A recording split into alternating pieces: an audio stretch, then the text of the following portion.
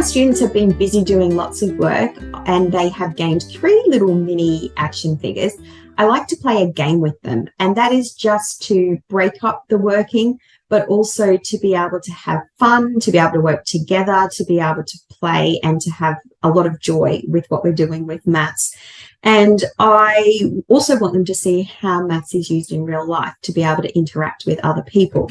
So the activity that I'm going to show you today is very much based on dominoes.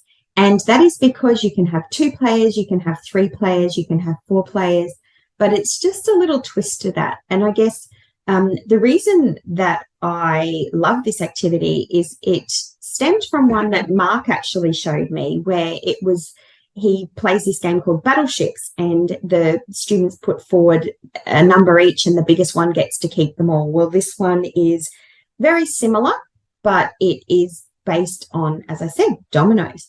Now, at the beginning or at the front of the screen, I have actually randomly out of the bowl, you have selected 7 numbers. So you have a 3, a 1, an 8, a 9, a 5, an 8, and an 8. So you did pretty well there with some big numbers, but that may not help you in this game. All right, and I also have 7 numbers selected. Now, the reason that I have not put these down onto your numbers down onto the board is because I'm going to spin the board in this game. And if you have a lazy Susan, that is fabulous for this activity, but if not, you can just spin the board. So that is fine.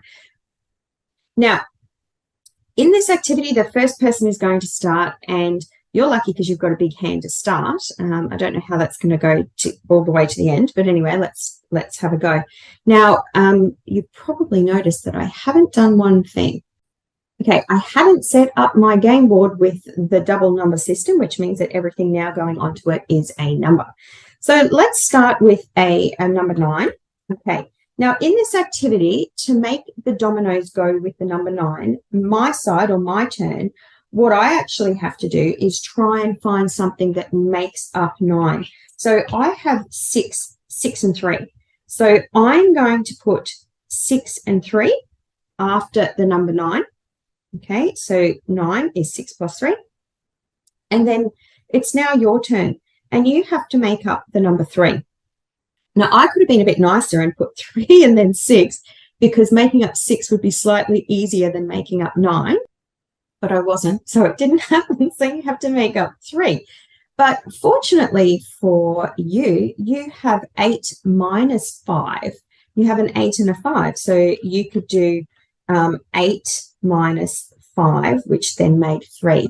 Now, you can, as I said, put your board on a lazy Susan, or I've just put it back onto my slope board, and then it's easy to pass between people because they do want it up the right way. If you've got 2 people sitting across from each other, it makes it a little bit hard when one's upside down trying to read their Lego Braille bricks. But this can be played by 4 players, 5 players, however many players you want to play. So that person went 3 is 8 minus 5. So I've got 5. Oh, I've actually got 5 times 1.